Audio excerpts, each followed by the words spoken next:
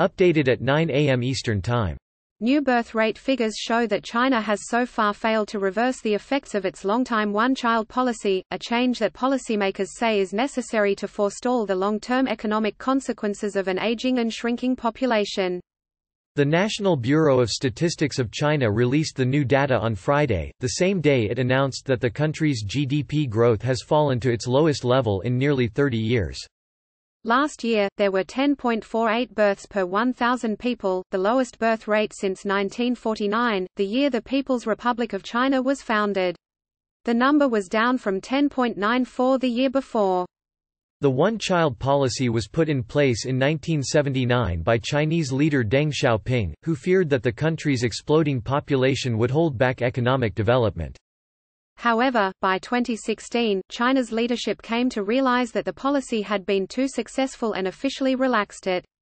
Experts say that improved education and higher incomes in China have led to delayed marriage and childbirth, and that once strict government restrictions on births have made one-child households the norm. China should have stopped the policy 28 years ago. Now it's too late, Yi Fuzhan, a senior scientist at the University of Wisconsin in Madison and a longtime critic of the country's family planning policies, told The Guardian last year. By 2050, a third of China's people will be 60 years of age or older, according to current projections, placing a significant burden on the government to care for the elderly. Tariffs pinch economic growth. Meanwhile, the world's second-largest economy cooled to its slowest pace in nearly 3 decades, with China posting year-on-year growth of 6.1% last year, a further sign that the protracted trade war with the U.S. has taken a toll. The pace of growth in gross domestic product for 2019 was down from 6.6% the previous year and marked the smallest annual increase since 1990. Beijing's policymakers had projected growth of between 6% and 6.5% for the year. China's GDP, worth an estimated $14.4 trillion, is second in size only to the U.S. Its economy has been undergoing a painful shift away from heavy industry and commodities. Instead, Beijing has aimed for a more consumer-based economy.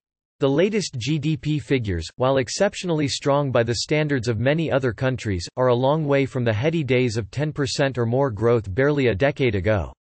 In 2007, the Chinese economy grew by a blistering 14%. In recent years, China's leaders have struggled to balance competing demands of maintaining high rates of growth while simultaneously minimizing the consequences of years of debt-fueled stimulus spending.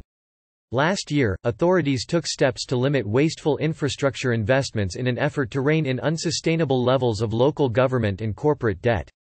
Friday's data come days after a Phase 1 trade deal between the U.S. and China, seen as a step toward ending an 18-month-old trade dispute, which has seen damaging tariffs imposed by both sides.